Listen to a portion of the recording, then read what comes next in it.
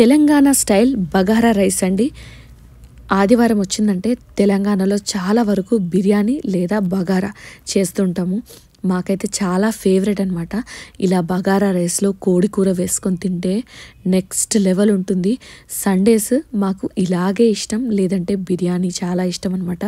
ఈరోజైతే మీకోసం ఈ తెలంగాణ స్టైల్ బగారా రైస్ని ఎలా చేయాలో చూపిస్తున్నాను. వీడియో నచ్చితే మీరు ఖచ్చితంగా లైక్ చేయాలి. ఈ వీడియో వాయిస్ ఓవర్ చెప్తుంటే కూడా నా నోట్లో నీరు వచ్చేస్తుందనమాట, అంత టేస్టీగా కుదిరింది. ఈసారి అయితే బగారా రైస్ చికెన్ కర్రీ. ఈ వీడియోలో కేవలం బగారా రైస్ ఎలా చేయాలో చూపిస్తున్నానండి. చికెన్ కర్రీ చేసిన వీడియోస్ చాలా ఉన్నాయి, నేను లింక్ కింద షేర్ చేస్తాను, చూడండి. ఇప్పుడు ఒక గిన్నెలోకి 1 గ్లాస్ వరకు బాస్మతి రైస్ని తీసుకొని 2 సార్లు నీటితో కడిగిన తర్వాత మళ్ళీ నీరు వేసి 1 గంట నానబెట్టి పెట్టుకోవాలండి.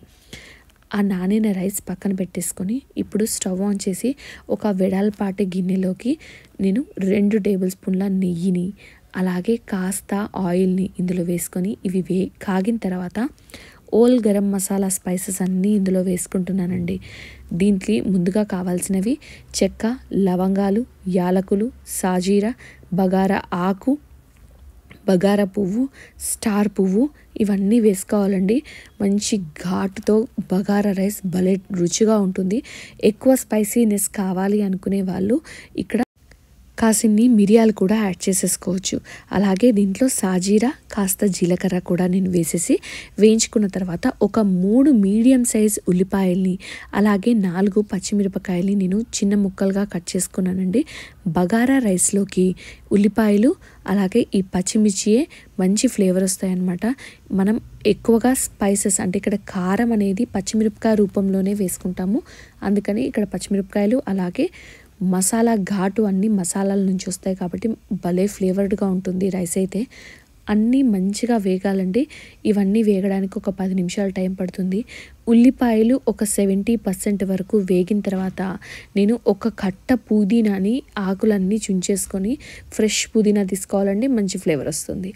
దీన్ని ఇందులో వేసేసుకొని ఒక 10 నిమిషాలు వేగిన తర్వాత ఒక హాఫ్ కట్ట వరకు కొత్తిమీరని కూడా ఇందులో యాడ్ చేసుకుంటున్నానండి. ఇలా వేసి అన్నీ వేసి వేయించుకుంటే మంచి ఫ్లేవర్డ్గా వస్తాయి అన్నమాట. ఇందులో మనకు మసాలాల ఘాటు, పచ్చిమిరపకాయల కారం అలాగే పుదీనా ఘాటు కూడా మంచిగా ఉండి బగారా రైస్ బాగుంటుందండి.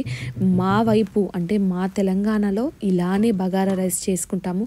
కావాలి అనుకున్న వాళ్ళు ఇక్కడ కొంతమంది క్యారెట్ని కూడా యాడ్ చేసుకుంటారండి, కానీ న్యాచురల్గా బగారా రైస్ ఎలా ఉంటుందో నేను అలాగే చూపిస్తున్నాను, క్యారెట్ని వేసుకోవట్లేదు. మీరు కావాలంటే వేసేసుకోవచ్చు. ఇవన్నీ వేగిన తర్వాత అల్లం వెల్లుల్లి పేస్ట్ కూడా వేసి పచ్చిదనం అంతా పోయేంతలాగా మంచిగా వేయించుకోవాలండి. అలాగే దీంట్లోకి నేను ఇప్పుడు ఇవన్నీ వేగిన తర్వాత కాస్త గరం మసాలా, కొద్దిగా ధనియాల పొడి, అలాగే నేను కొంచెం బిర్యానీ మసాలాని ఇక్కడ యాడ్ చేసుకుంటున్నానండి. ఇది కంప్లీట్గా బిర్యానీ మసాలా యాడ్ చేయడం అనేది ఆప్షనల్. మీరు కావాలి అనుకుంటే వేసుకోవచ్చు, లేదంటే కంప్లీట్గా స్కిప్ చేసేయచ్చు. ఇది ఆప్షనల్గా నేను వేసుకుంటున్నాను, ఓకేనా. ఇవన్నీ వేగిన తర్వాత మనము 1 గ్లాసు బియ్యాన్ని నానబెట్టి పెట్టుకున్నాం కాబట్టి 1 గ్లాసుకి 2 గ్లాసుల చొప్పున నీటినైతే నేను ఇందులో వేసుకుంటున్నానండి.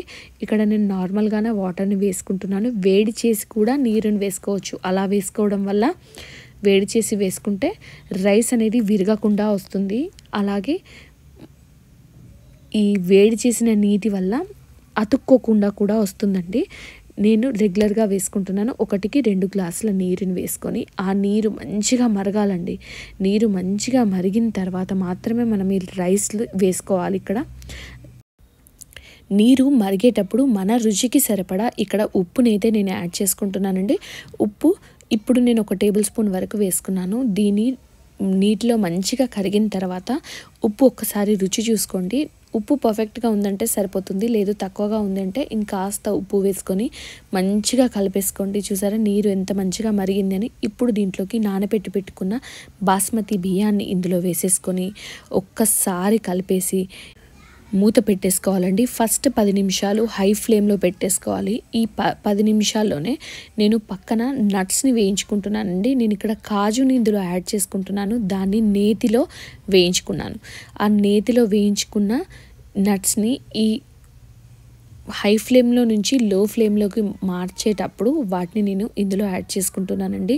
బాస్మతి రైస్లోకి నెయ్యి వేసుకొని నట్స్ వేసుకుంటే ఇవి ఎక్స్ట్రా టేస్ట్ వస్తాయి అన్నమాట. ఇది కూడా కంప్లీట్గా ఆప్షనల్. మీరు కావాలి అనుకుంటే వేసుకోవచ్చు, లేదంటే స్కిప్ చేసేయచ్చు. కానీ నట్స్ మంచి రుచి వస్తుందండి ఈ నేతిలో వేయించుకున్నవి. ఇవి వేసేసి మళ్ళీ మూత పెట్టి లో ఫ్లేమ్లో ఇంకొక 10 నిమిషాలు ఉంచేసుకుంటే మనకు బాస్మతి రైస్తో ఈ బగారా రైస్ అయితే పర్ఫెక్ట్గా వచ్చేస్తుంది.